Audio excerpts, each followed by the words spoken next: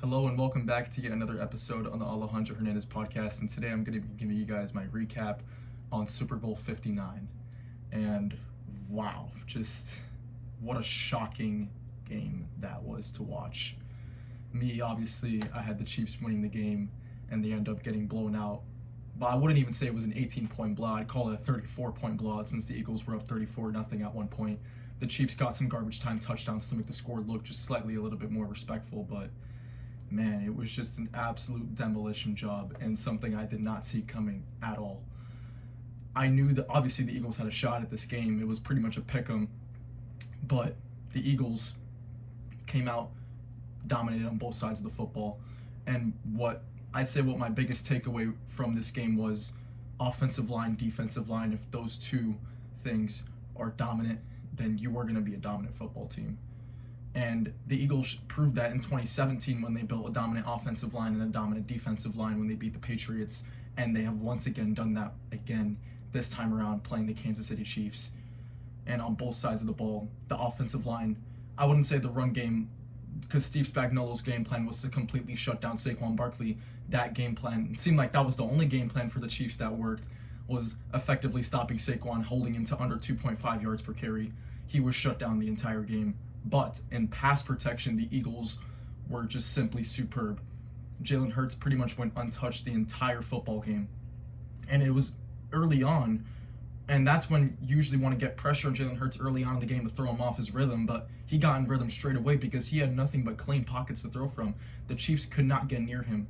Chris Jones was a complete non-factor in this game due to Cam Jurgens, Mekhi Becton, and Landon Dickerson in their interior offensive line completely made Chris Jones a non-factor in this game.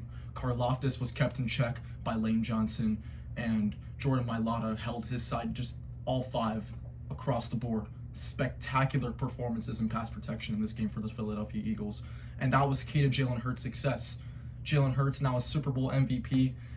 I can come out and say now, I've been doubting him this entire playoff run, and he has proven me wrong in the NFC Championship game and in the Super Bowl. Gotta give him his props. He played excellent. Lights out. That one interception was a horrible throw, but other than that, he was mistake-free, and he made so many high-level plays in this game, including that deep ball to Devonta Smith.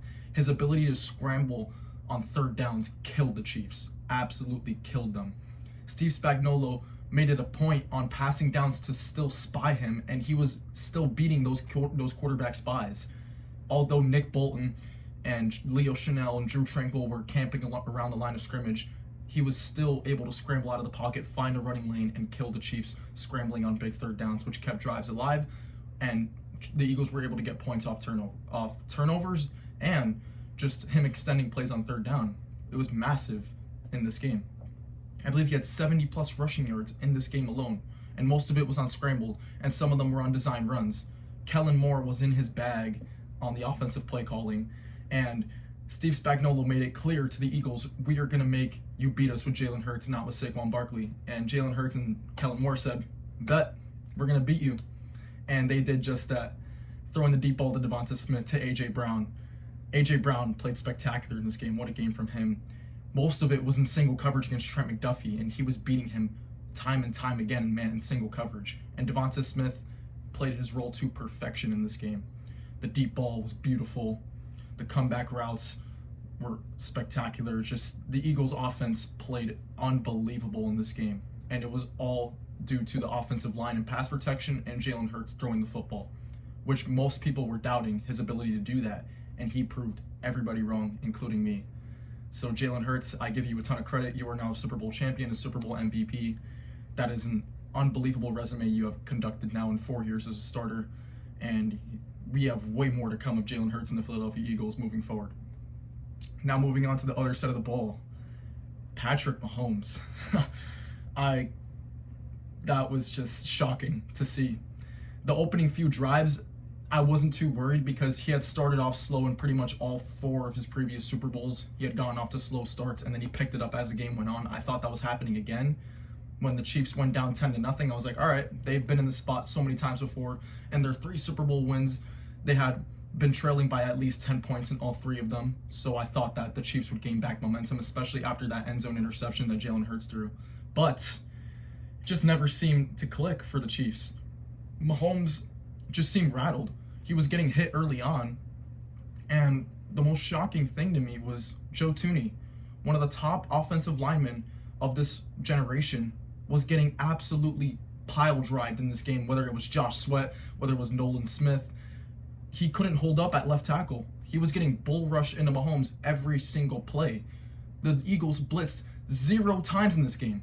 0 times. Yet they had 6 sacks and got pressure over 50% of passing downs.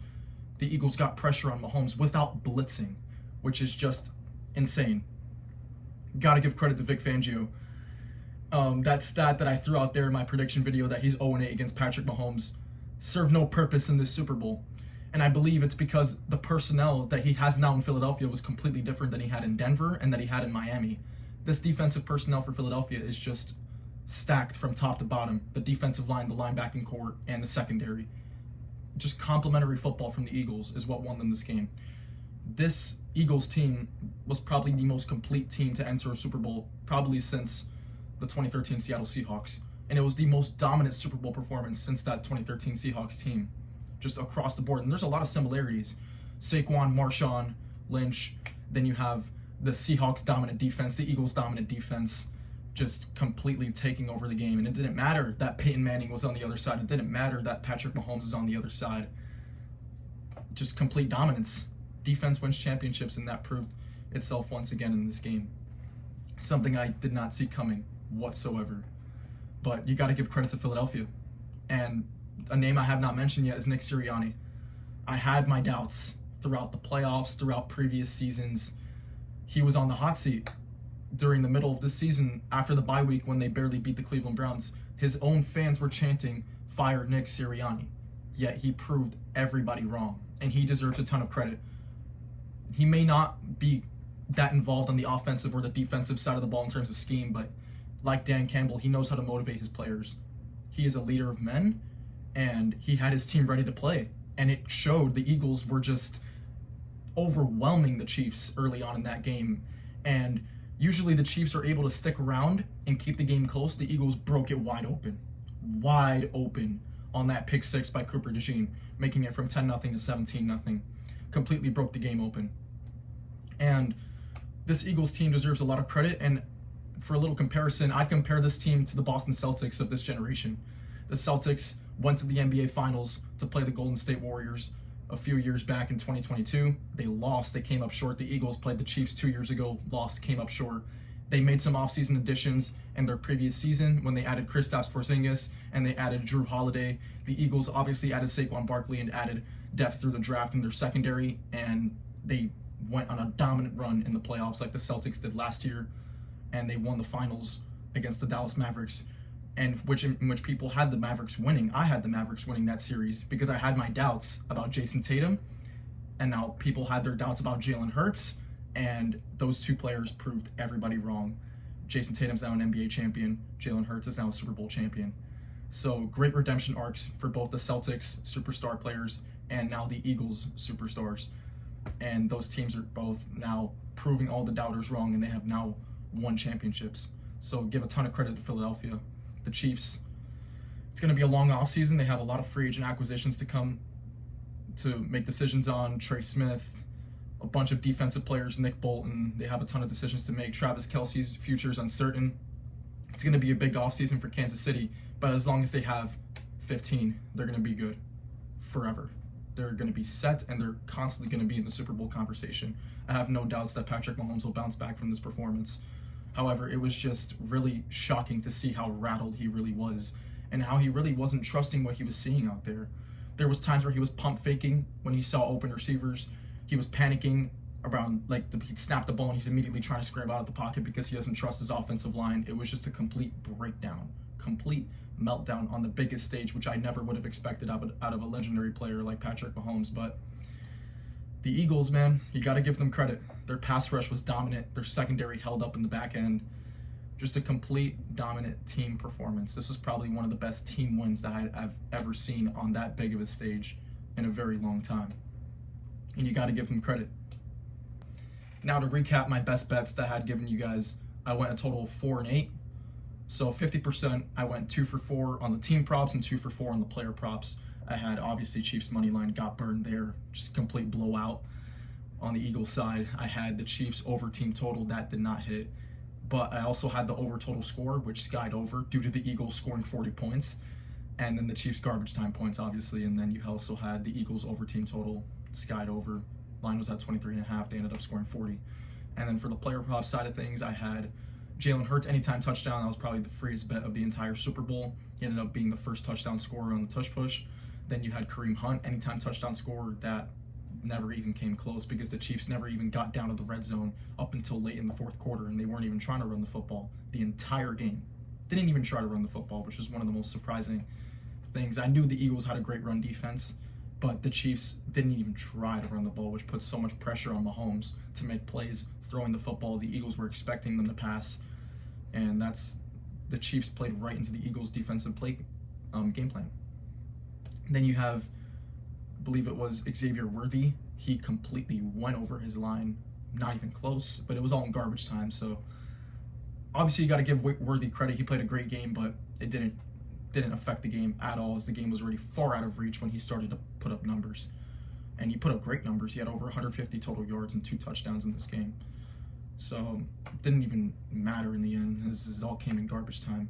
And then you also have Travis Kelce, who got shut down. Mahomes was missing him on routine throws. He was dropping passes. An uncharacteristic game on both of their ends. Just weird. Really, really weird performance by both of them, coming up that short, that embarrassingly short in such a big spot with a 3-peat on the line. And yeah, those are it for my team props and my player props, my best bets, 4 for 8. And that is it for this Super Bowl recap video.